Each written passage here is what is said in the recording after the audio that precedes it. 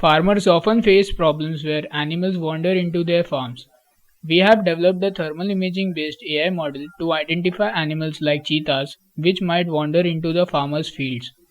We plan to add more animals in the future, including rodents and mice. This is our weed detection model and plant disease detection model demonstration. We have currently classified 15 diseases and 5 weed species. We have used Python libraries to build our models.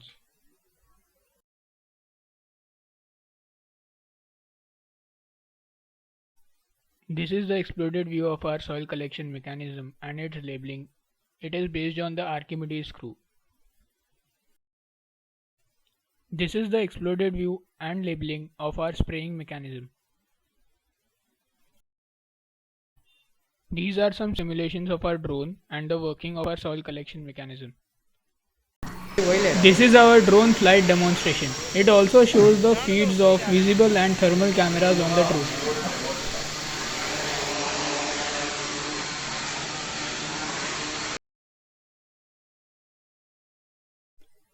Here, we show how thermal imaging can identify pest check clusters which are warmer than the leaves they are laid under. Since pest check clusters are small and laid in difficult to see places, visible imaging falters to detect them. Here, we can see how an RPI processor at 40-45 degrees Celsius can be identified under a cabbage and curry patta leaf which are kept at around 28 degrees Celsius. This is a proof of concept that shows how pest check clusters can raise the temperature of the leaves they are laid under. Pest check clusters have a high thermal activity due to cellular division. Our drone contains a wireless receiver coil that is used to charge the drone's LiPo battery wirelessly.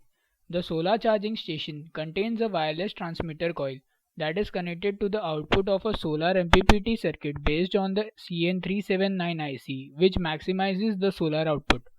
The charging is affected by the distance between the two coils.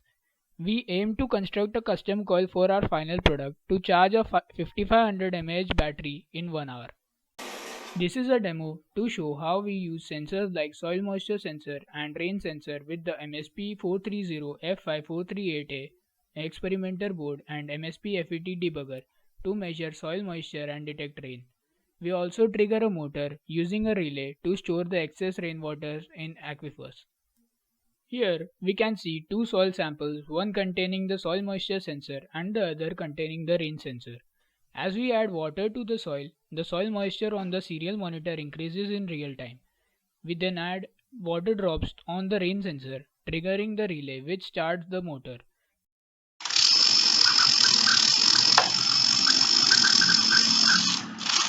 Motors are used to store excess rainwater in artificial aquifers for future use.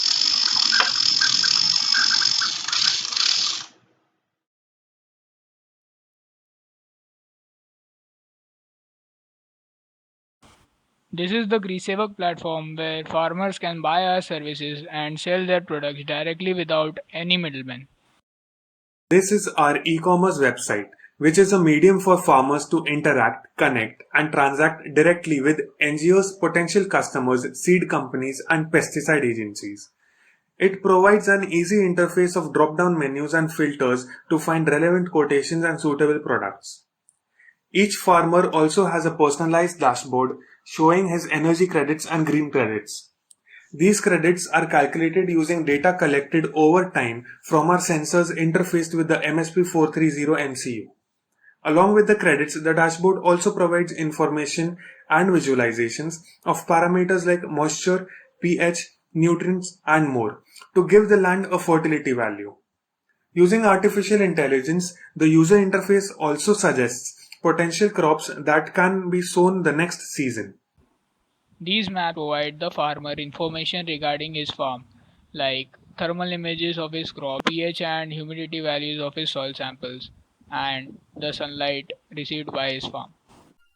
This is the crop recommendation software page on our website that uses the data collected by the soil sensors in our charging station to recommend crops to the farmer according to their farm soil.